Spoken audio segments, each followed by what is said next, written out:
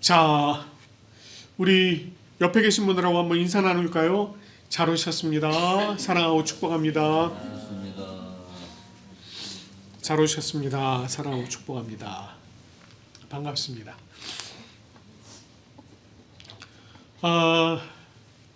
오늘은 이제 대강절 두 번째 주일을 저희가 맞이하였습니다. 오늘은 이제 누가복음에서 일어난 사건, 특별히 예수님께서 이 땅에 오시기 직전의 사건을 통해서 우리에게 주시는 좀 말씀을 나누어 보기 원합니다. 오늘 여러분 이렇게 말씀을 읽고 보니 여기에 지금 사가랴라고 하는 인물이 등장을 합니다. 이 사가랴라고 하는 인물은요, 제사장 중에 한 사람이었습니다. 제사장이었다? 이 말은 어떤 의미냐면 이 사람이 지파로 따지면 레위 지파다, 이런 의미가 되겠습니다. 이 지파에 관한 내용은 나중에 제가 한번 조금 자세히 좀 설명을 드리도록 하겠습니다. 그리고 1장 5절의 말씀을 보면 사가랴에게 아내가 있었고 그 아내는 초대 제사장이었던 아론의 자손이었다, 이렇게 얘기를 해요. 이 얘기 역시 그녀도 역시 레위 지파였다라고 하는 것이었습니다. 6절 말씀을 보면 이 두 사람은 하나님 앞에 의인이었고 주의 모든 계명과 규례대로 흠이 없이 행하였다, 이렇게 얘기합니다. 그런데 이들에게 딱 아쉬운 점이 한 가지가 있었어요. 자식이 없었습니다. 나이는 많았는데 아이가 없었어요. 원인이야 여러 가지가 있었겠지만 자세한 내용은 얘기를 안 하고 이렇게만 얘기해요. 성경에서는 엘리사벳이 잉태를 하지 못하여, 이렇게 얘기합니다. 아무튼 이 엘리사벳이 잉태하지 못해서 자식이 없었고 자식이 없는 상태로 이제 나이가 많아진 것입니다. 자, 이때 당시에 제사장들은요, 여러 그룹이 있었습니다. 여러 그룹이 있었다는 것은 매 자기 이제 순서가 있는 거예요. 그래서 순서가 정해지는 그룹대로, 순서대로 이제 그룹별로 성전에서 섬겼습니다. 그래서 요 때가 이제 사가랴가 자기가 이제 섬길 그 때가 되어서 성전에서 섬기는 요 때가 되었습니다. 그가 성전에 들어가서 분향을 합니다. 분향이라고 하는 것은 이제 향을 피우는 거예요. 성전 안에는 이제 향로가 있고 거기다 이제 향을 피우는 일을 하였는데, 이 향을 피우고 있을 때에 주의 사자, 즉 하나님의 메시지를 전하는 천사가, 가브리엘 천사가요, 그에게 나타났습니다. 이 사가랴가 그것을 보고 굉장히 놀랐어요. 그런데 이 가브리엘 천사가 뭐라고 말하느냐면 이렇게 얘기합니다. 사가랴여, 무서워하지 말라. 너의 간구함이 들린지라. 내 아내 엘리사벳이 내게 아들을 낳아주리니 그 이름을 요한이라 하라, 이렇게 말씀하셨습니다. 사가랴는 자신과 아내가 나이가 이미 많아서요, 아이를 낳는다 라고 하는 것을 믿을 수가 없었습니다. 그걸 못 믿었어요. 그랬더니 천사가 뭐라고 얘기하느냐면, 내 말을 믿지 않았으니 이 일이 이루어지기까지 내가 말을 못하게 될 것이다, 이렇게 얘기를 합니다. 그리고 실제로 이 사가랴가 말을 못하게 돼요. 이 성전에서 나왔는데 말을 못하게 됩니다. 자, 그렇게 엘리사벳이 임신을 하게 되었고요, 아이가 태어날 때까지 이 사가랴는 한마디도 못하고 그냥 계속 지내게 됩니다. 그리고 엘리사벳이 이제 해산할 기한이 차서 아들을 낳았습니다. 그리고 아들이 태어난 지 8일 만에 할례를 하러 갔다가 그곳에서 드디어 입이 열리고 말을 하기 시작을 합니다. 그곳에서 사가랴가 성령 충만함을 받았어요. 성령께서 그에게 임하였습니다. 그리고 그가 예언을 하기 시작합니다. 그 예언의 내용이 오늘 우리가 읽은 말씀이에요. 사가랴가 예언한 말씀을 보면은요, 하나님을 찬양해요. 그리고 나서 이렇게 얘기합니다. 주 이스라엘의 하나님이여 그 백성을 돌보시사 속량하시며 우리를 위하여 구원의 뿔을 종 다윗의 집에 일으키셨으니 라고 말합니다. 여기서 이 속량하셨다, 속량, 요 말이요 원래는 경제용어입니다. 경제용어. 어떤 의미냐면 이렇게 값을 지불하다 이런 뜻이에요. 값을 지불하다. 그런데 이것을 법률적인 용어로 이렇게 살짝 옮겨놓으면 여기에 또 어떤 의미가 있느냐면 속죄금을 치르다 이런 의미가 있습니다. 그러니까 요즘으로 따지면은 뭐라고 하죠? 보석금? 예, 뭐 그런 거.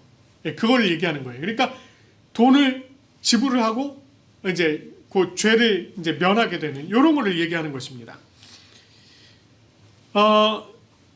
그래서 죄인으로 하여금 갇혀있는 죄로 인해서 갇혀있는 사람을 위해서 그에 합당한 값을 지불하고 자유함을 준다. 이런 의미가 있어요. 자유함을 준다. 그래서 성경에서는요, 요 단어를 어떤 의미로 사용을 하냐면 구원하다 또는 자유를 주다 이런 의미로 성경에서는 사용하고 있습니다.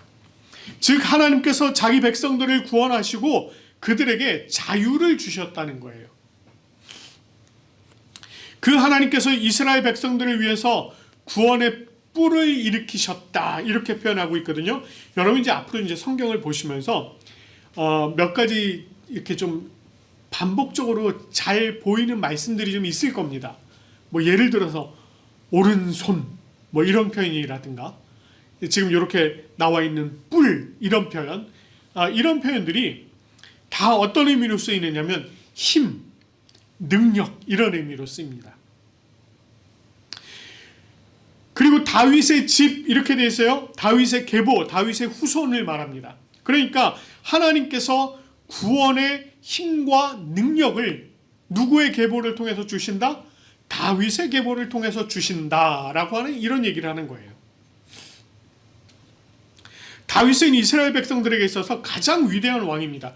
지금도 그래요. 지금도 이스라엘 백성들에게 당신들 역사 가운데 가장 위대한 왕, 가장 존경할 만한 인물이 누구입니까? 라고 물어보면 다 다윗을 이야기해요. 또한 하나님께서는 이 메시아를 다윗의 계보를 통해서 보내신다라고 하는 말씀을 선지자들을 통해서 끊임없이 말씀하셨어요. 구약의 선지자들을 통해서 계속 말씀하셨습니다. 그렇게 구원의 뿔을 다윗의 집에 세우신 목적은 71절 말씀에서 찾아볼 수 있습니다. 71절 말씀을 보면 이렇게 말씀하세요. 우리 원수에게서와 우리를 미워하는 자의 모든 자의 손에서 구원하시는 일이다. 이렇게 얘기를 해요.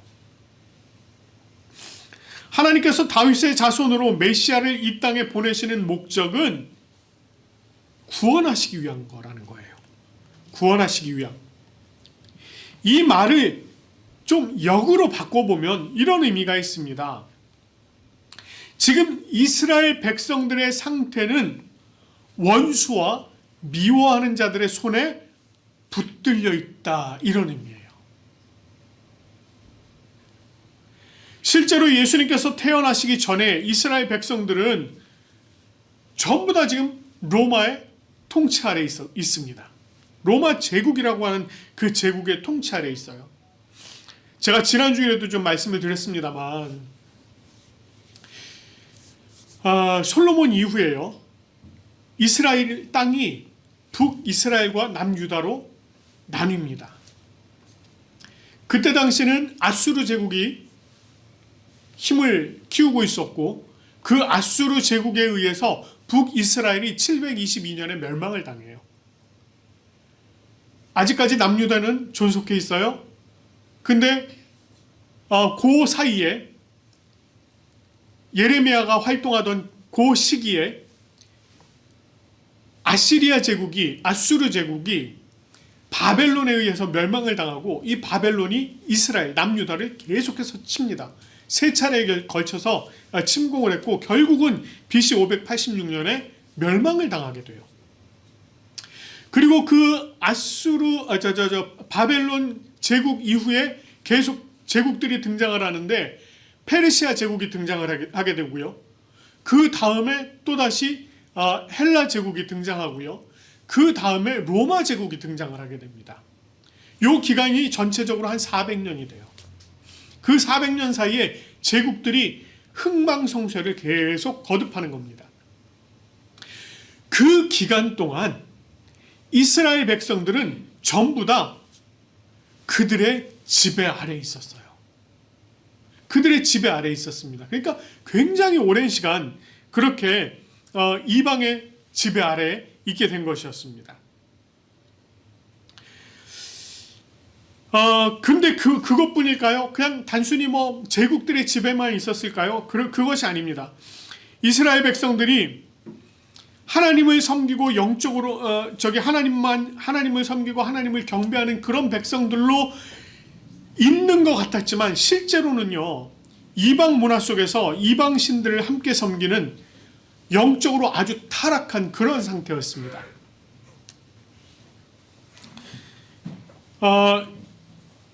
만약에 여러분 한번 생각해 보세요. 이게 어느 정도로 타락을 했느냐면, 여러분 한번 상상을 해보세요. 저희 지금 교회잖아요. 그쵸? 저희가 이렇게 함께 이곳에서 예배를 드리고 있습니다. 근데 여기 이렇게 십자가 세워놓고, 이쪽에다가는 불상 앉혀놓고, 뒤쪽에는 무슨 또 신당 같은 거 하나 만들어 놓고, 한번 상상을 해보세요, 진짜. 만약에 그렇다면 여러분은 어떻겠습니까? 이때 당시 그랬다는 거예요. 이때 당시 그랬어요. 얼마나 심각한 상태였느냐면 예루살렘 성전에 이방신의 신상들을 세워 놓았고요. 그곳에 또 무엇을 만들어 놓았느냐면, 이게 참 이방신들의 이 제사 의식에는 꼭 뭐가 들어가느냐면 남녀의 성교 의식이 꼭 들어갑니다. 이 상상도 못할 일이죠. 네. 그러니까 이 제사가 막 다 드려졌다라고 생각을 하고, 그러면 이제 그 끝 대망의 마지막 장식은 항상 남녀의 섹스로 끝나는 거예요. 이런 일들이 예루살렘 성전 안에도 그렇게 하는 방이 마련되어 있었습니다. 이게 얼마나 심각한 문제예요. 자, 이런 이스라엘 백성들, 그런 백성들을 구원하시기 위해서 로마 제국의 지배, 영적으로는 또 사탄의 영향력 아래에 있었던 이런 백성들을 구하기 위해서 하나님께서 구원의 뿔을 이 다윗의 집에 주시겠다라고 말씀을 하신 겁니다. 그런데 하나님께서 이스라엘 백성들을 구원하시기 위해서 메시아를 이 땅에 보내신 이유가 있어요. 그것은 우리 조상을 긍휼히 여기시며 그 거룩한 언약을 기억하셨기 때문이다라고 얘기합니다. 그러니까 이스라엘 백성들을 구원하시기 위해서 메시아를 보내신 이유, 그 이유가 이전에 백성들을 불쌍히 여기셨고 그들을 긍휼히 여기셨기 때문이라고 하는 것입니다. 여기 저 불쌍히 여겼다 이렇게 생각을 하니까 이게 어느 정도 불쌍히 여긴 것일까? 아유 불쌍하네, 어떻게 하면 좋노, 아유 불쌍하네, 이 정도일까요? 여러분, 여기서 나오는 이 불쌍하다라고 하는 이 단어에 어떤 의미가 포함이 되어 있느냐면 이런 의미가 포함되어 있습니다. 굉장한 아픔을 가지고 불쌍히 여겼다. 근데 그 아픔이 어떤 아픔이냐면, 여러분 혹시 애가 끊어진다는 표현 들어보신 적 있죠? 애가 끊어진다. 애가 뭐죠? 창자. 창자가 끊어지는 아픔. 그 아픔을 가지고 불쌍히 여기신다라는 얘기예요. 그러니까 얼마나 불쌍히 여겼는지 아시겠죠? 네, 바로 그런 의미입니다. 하나님께서 그들을 그렇게 불쌍히 여기셨다는 거예요. 하나님께서 깊은 아픔을 가지고 불쌍히 여기시면서 거룩한 언약을 기억하셨는데, 그 언약이 누구와 맺은 언약이었냐면 바로 아브라함과 맺은 언약이었다고 하는 것입니다. 여기서 이야기하고 있는 이 아브라함과의 이 언약, 이것은 창세기 22장 16절에서 18절에 나와 있는 언약을 얘기합니다. 그것을 요약하면 이런 얘기예요. 내게 큰 복을 주고 내 씨가 크게 번성하여 하늘의 별과 같고 바다의 모래와 같게 할 것이며 내 씨가 그 대적의 성문을 차지하리라. 그 대적의 성문을 차지하리라. 뭐예요? 승리케 하신다는 겁니다. 하나님께서 이 맹세를 기억하셨고 불쌍한 이스라엘을 구원하시기 위해서 그 맹세를 실현하고자 하셨던 것입니다. 그리고 그 언약대로 이스라엘 백성들이 원수의 손에서 구원을 받고 종신토록, 즉 평생 죽을 때까지 하나님 앞에서 성결과 의로 두려움 없이 섬기도록 하리라. 이렇게 말씀을 하신 것입니다. 이것은 이스라엘 백성들이 하나님과의 관계가 회복이 되고요. 주님 안에서 거룩하고 의롭게 섬기는 삶을 살게 될 것이다 라고 하는 것입니다. 이것은 메시아가 이 땅에 오셨을 때, 즉 그날 그때에 하나님의 백성들이 주님 안에서 진정한 회복과 기쁨을 누리게 될 것이며 하나님의 참 백성으로, 하나님의 참 자녀로 살아가게 될 것이다 라고 하는 것을 이야기한 것입니다. 자, 지금까지 예언은 누구를 향한 예언이었습니까? 예수 그리스도, 메시아이신 예수 그리스도를 향한 예언이었어요. 그리고 이제는 자기의 아들 요한에 대한 이야기를 이제 하게 됩니다. 오늘 우리가 읽은 본문 76절 말씀을 보면 이렇게 얘기해요. 이 아이여, 내가 지극히 높으신 이의 선지자라 일컬음을 받고 주 앞에 앞서가서 그 길을 준비하여 주의 백성에게 그 죄사함으로 말미암는 구원을 알게 할 것이라. 이렇게 얘기했습니다. 자, 여기서 요한이 어떤 사람이 될 것이다 라고 얘기를 하고 있습니까? 우선 그는 지극히 높으신 이의 선지자라 일컬음을 받게 될 것이다 라고 얘기합니다. 여기서 지금 말하고 있는 지극히 높으신 이 누구를 얘기할까요? 하나님을 얘기하죠. 네, 하나님을 얘기합니다. 요한이 하나님의 선지자로 세워질 것이다. 이렇게 지금 얘기를 하는 것입니다. 이 하나님의 선지자는요, 하나님께서 부어주시는 영에 감동되어서, 그러니까 성령의 감동이 되어서 하나님의 음성을 듣고 그것을 세상에 전하던 사람을 얘기해요. 근데 그 요한이, 이제 요한이, 이 태어난 요한이 그 선지자가 될 것이다. 지금 이렇게 얘기를 하는 것입니다.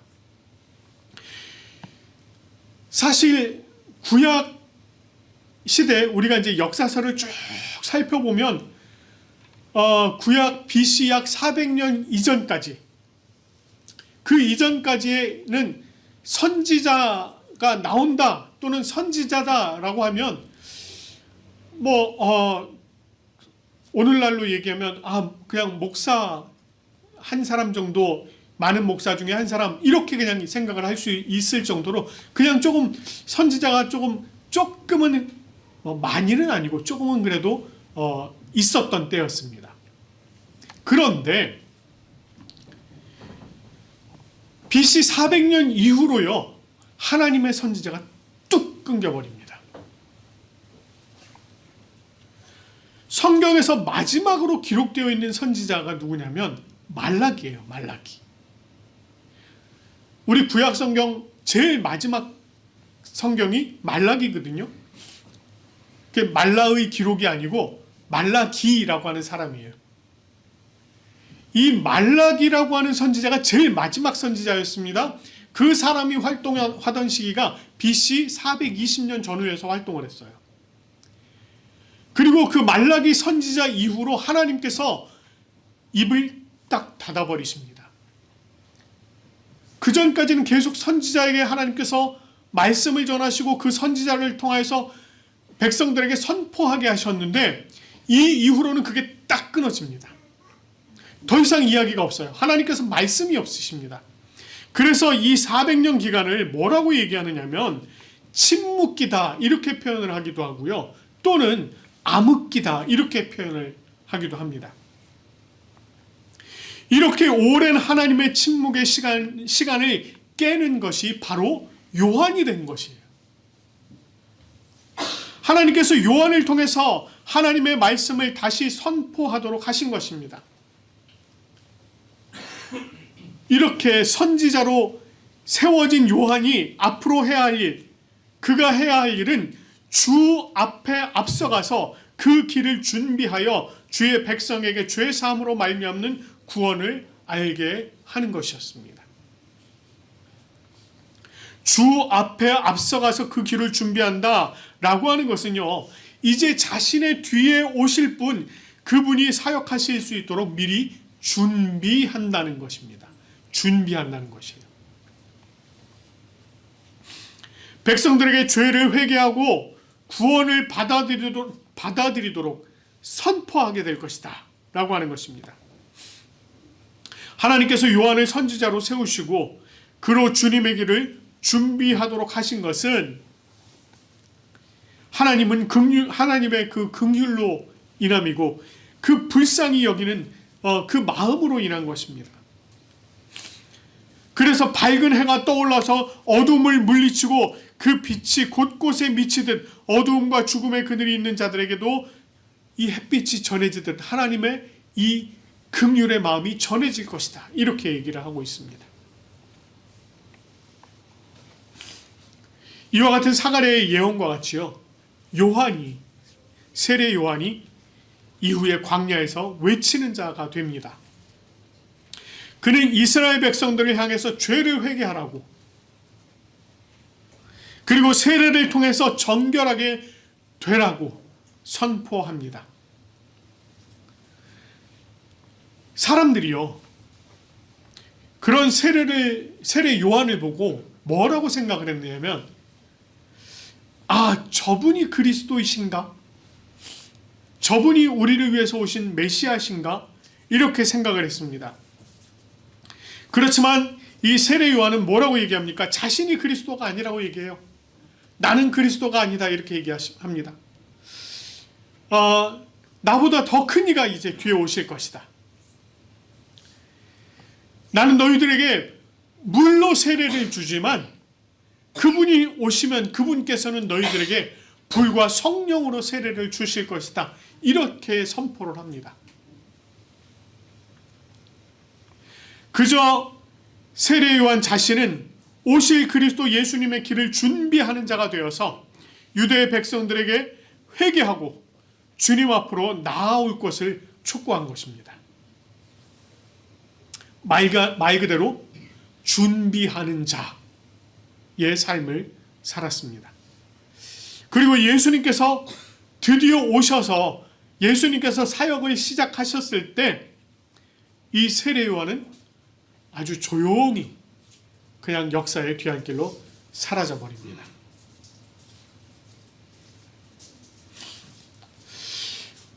우리가 이 땅에서 살아가는 동안, 저와 여러분들이 이 땅에서 살아가는 동안 우리는 어떤 사람으로 이 땅에서 살아가야 될까요? 우리는 이 세상을 살아가면서요, 다시 오실 예수님을 기다리면서 살아가고 있습니다. 제가 이 대강절에 대해서 지난주에 설명을 드리면서 뭐라고 설명을 드렸느냐면, 주님의 임재하심을 기다리는 절기다라고 설명을 드렸어요. 예수님께서 처음 이 땅에 오셨을 때는, 그 이전에는 사람들이 예수님께서 이 땅에 처음 오실 것을 간절한 마음으로 소망하면서 기다렸습니다. 그러나 이제는 우리가 예수님께서 다시 오심을 간절히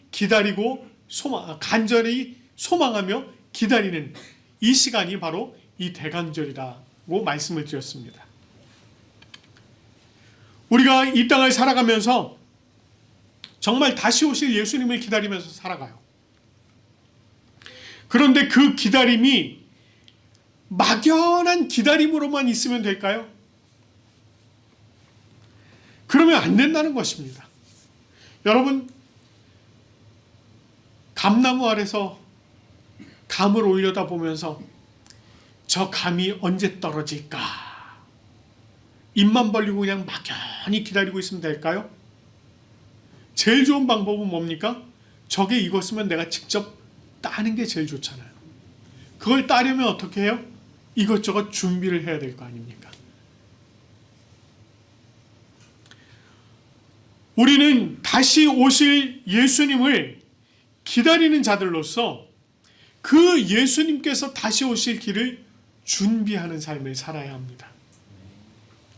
하나님께서 우리를 이 땅에 세우신 것은 우리로 다시 오실 예수님의 그 길을 준비하도록 그렇게 세우셨기 때문입니다.